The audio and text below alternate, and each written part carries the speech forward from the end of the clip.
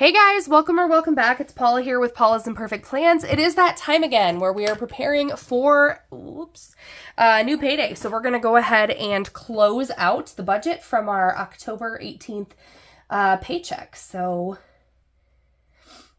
let's jump in.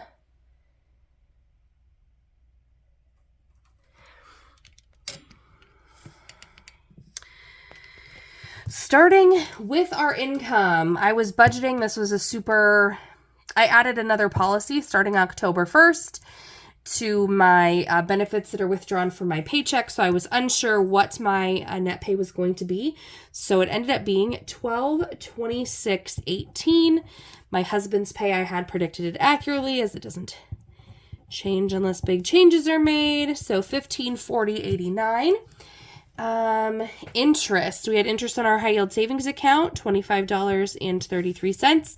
And then we have roundups. So when I do my weekly check-ins and I pay back card expenses with cash to make the payment, I round up on most of those things. So I add that back into the budget, and those round up when I balance the budget. So those roundup amounts are $377 for this pay period. So the total amount that we're working with and budgeting here, or did budget with during this pay period, was $2,796.17. So let's come down and see where that money went. What did we buy? Okay, so, and this was the pay period. So I didn't talk a lot about this. I talked about a trip I was planning as I talked about cash flowing some expenses. So I left on the 18th and came back on the 21st. I was a little bit vague about what was going on, and or just where I was going. I didn't share a lot of details. I don't like to do that before I travel. I'd rather share those things afterwards. So, anyway, so keeping that in mind that was during this pay period. So when we look at donation, I pulled that. There was a whole, when I went, I had rented a car from Turo, and I don't know if anyone has used them before, but it's private, renting a vehicle through an individual instead of a big corporation, and there was a whole mix-up that led to that rental being canceled, so I had to rent a car at the airport. So, you know, in general, a lot of my costs of what I was expecting to spend on that trip were a lot less than I was anticipating, but I did have that additional rental in there, so I did pull from some places, one of those being donation. I like to pull from there. I used to be very good at my donations being like first thing off, paying it just as with just as much regularity as, my mortgage or whatever. But that has changed, and I'm really working.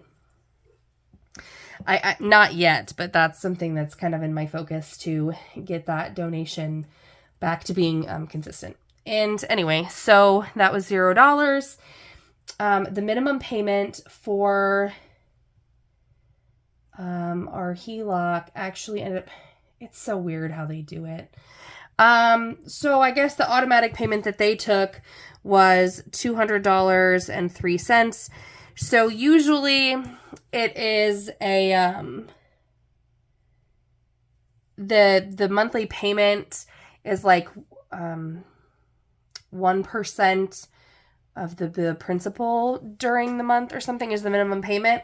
And then I've been paying extra. So for a while, my extra payments, I was just putting them on the principal only payments, but then anyway, it messed up the interest, and so then it was taking way more interest out. So I just started every payment that I put on as a regular payment, and they take out the appropriate interest because I don't need interest piling up. Anyway, that's the whole thing. So when I put this first regular payment on, it decreased the amount that they took, but I went ahead and went back and changed it. But the minimum amount that they took was $200.03. I'm sure that was as clear as mud. My cell phone bill was $195.38. Life insurance, I did set aside $131, nothing for before school program. I set aside $35 for our yearly vehicle registrations. And I set aside, the second half of our internet bill for the month was $24.67. And I did set aside $75 for home and vehicle insurance. That premium is due in November. So I think I set that aside before I had the amounts of what's actually due in November. I am excited to say that in all the 6 months past, I kind of take the previous bill and divide it by 6 and then save it up. And I'm always short, right? Because the cost of insurance always increases, even though I've not made a claim on either of my insurances in the last 10 years that I've been with the same whatever. But the cost of insurance is just increasing. So this time I rounded up, I divided it by 6, and then I rounded up again and saved a bunch extra. So I wanted to have more than enough so that I'm not pulling to cover, I was always able to cover it in May and November, but I was pulling from other places to scrounge up the cash. And this time I'm on the other end. So you will see that the amount that I pay for insurance or put towards the insurance bill in November is less because I have saved all but like $53 or something like that of it. So in November, I don't have to save, I typically save like $400 a month, and I only will have to pay $53 toward it. So that is exciting stuff. Anyway, let's jump in here and add up our fixed expenses.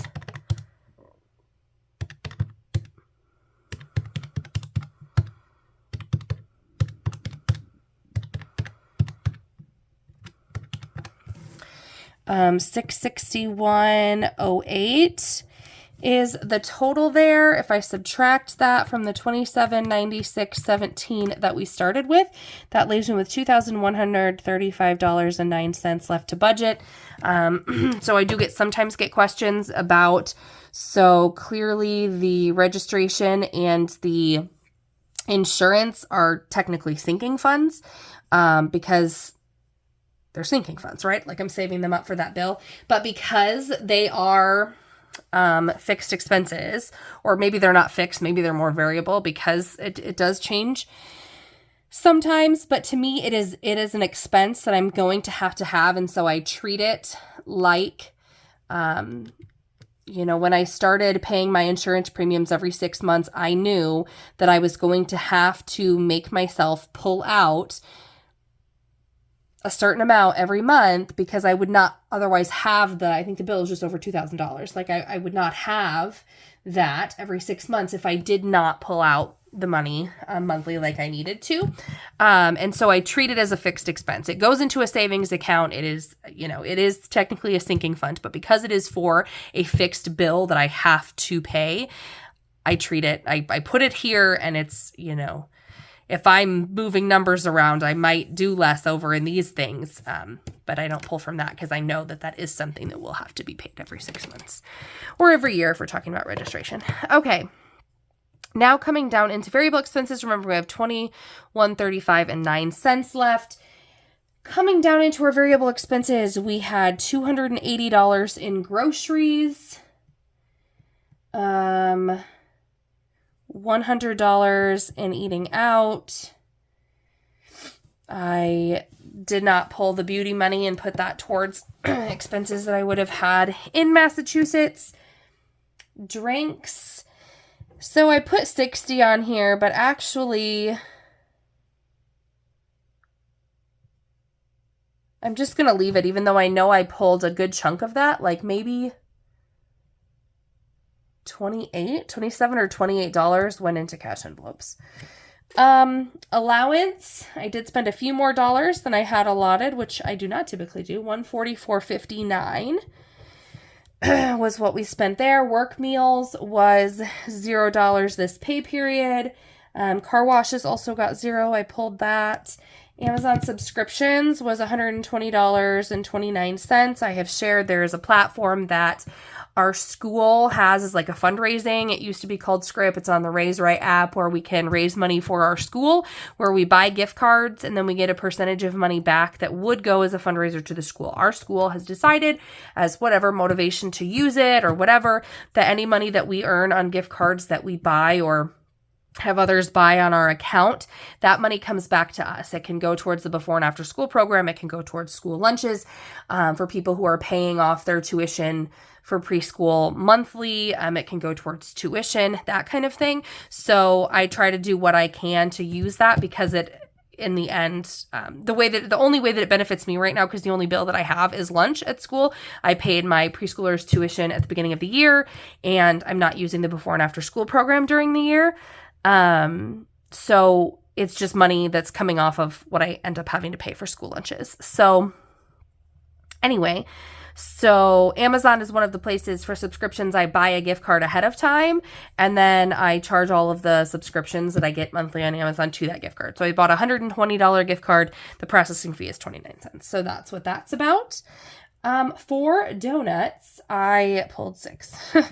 I was not home one of those weekends because I was traveling in Massachusetts, and I knew full well that my husband was not going to take all 3 kids to church by himself. So I only needed donut money and whatever church money for one of the weeks. And then, so trip. What I have here, because I had budgeted some money to take along, I had budgeted just kind of whatever I could throw at the trip to put it there. But then, so I had $382. I don't know what I pulled to get $382, but on payday, I had $382 budgeted toward it. I took my beauty cash, the donation money, the $15 from car wash, and actually $10 from Savings Challenge cash to add to this. And so that amount ended up being $527 that I put towards trip expenses with this paycheck to cover all of that. So let us go ahead and add up. Do I still not have school lunches, Paula? Oh, it's over there. I need to add it to the correct side of my thing, for crying out loud.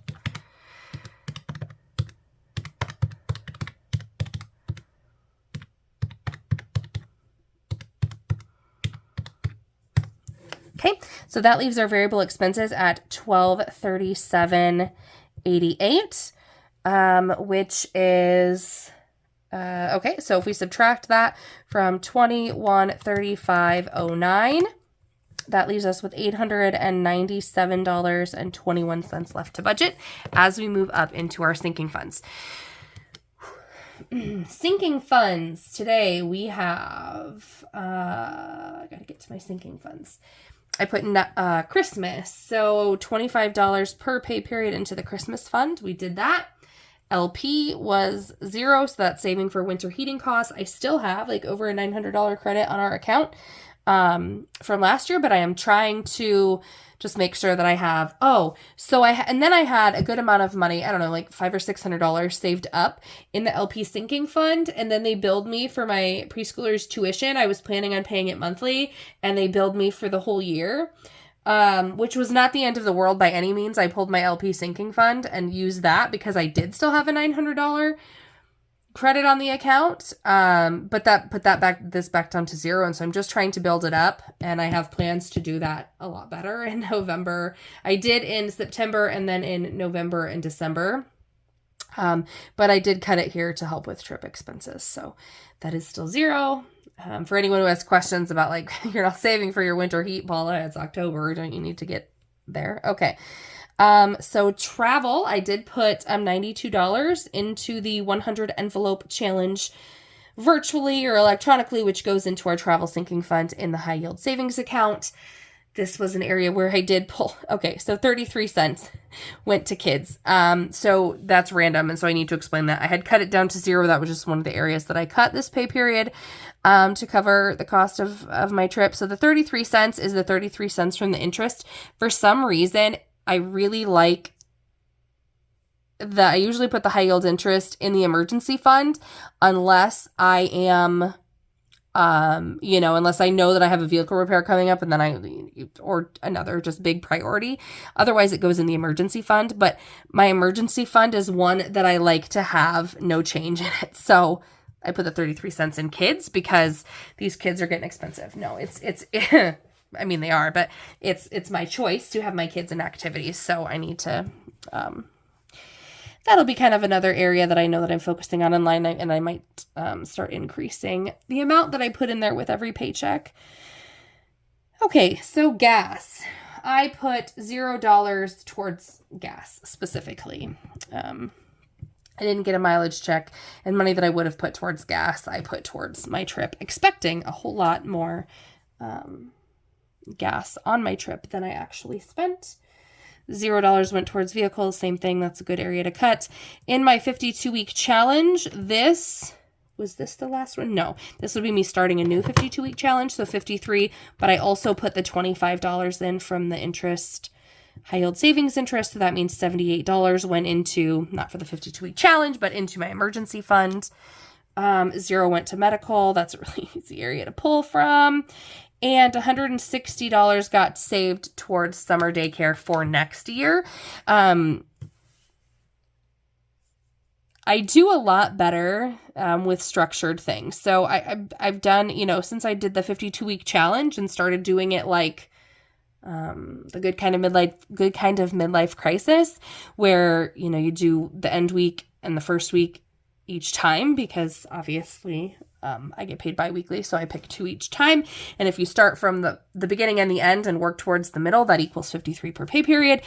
It is super easy for me to do that and do it and know that that's in there and it's structured and it's fine. If I'm allocating extra money towards things, I struggle with that a little bit more. I know that to have the little nest egg or whatever that I want for next summer's daycare, I have to put $160 per pay period aside, or it's going to leave me a little struggling like I was at the beginning of last summer. So, that's kind of the same thing. While it's not, it will be a fixed bill come next summer, but it's a little bit less, scary to me at this time than like insurance is, for instance, but kind of the same thing. I know that I have to do that. $0 towards tattoos. And then I had taken $10 off of this, so I put $240 into cash envelopes. Mind you, I also took some of drinks. I think that was it. It was just some of drinks, but I don't remember how much, so I'm not going to worry about adding it there.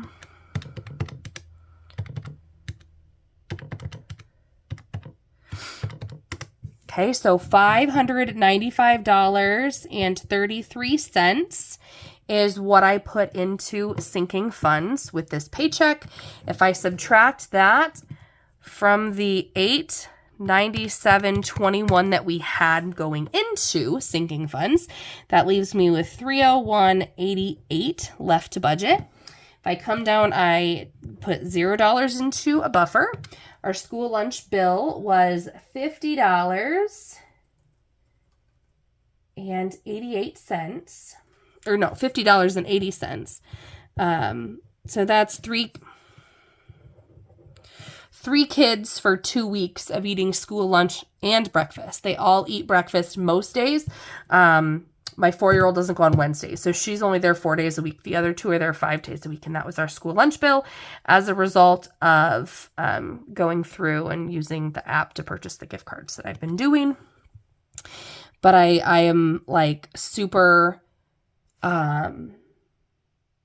insistent that I'm not just going to go on there and buy gift cards for things that I don't need in order to take money off of that, because then that's wasteful. Like, I always buy something for my in-laws from Shutterfly. Well, all the grandparents and uncles from Shutterfly for Christmas. I always make them a calendar. So I went and bought like 3 Shutterfly gift cards because I know that I will use those to purchase Christmas gifts. I started doing Quick Star, and gas in my vehicle, and then not using our bulk gas for that. Because those are things, again, I know that I'm going to use that. What other things do I use? The Amazon.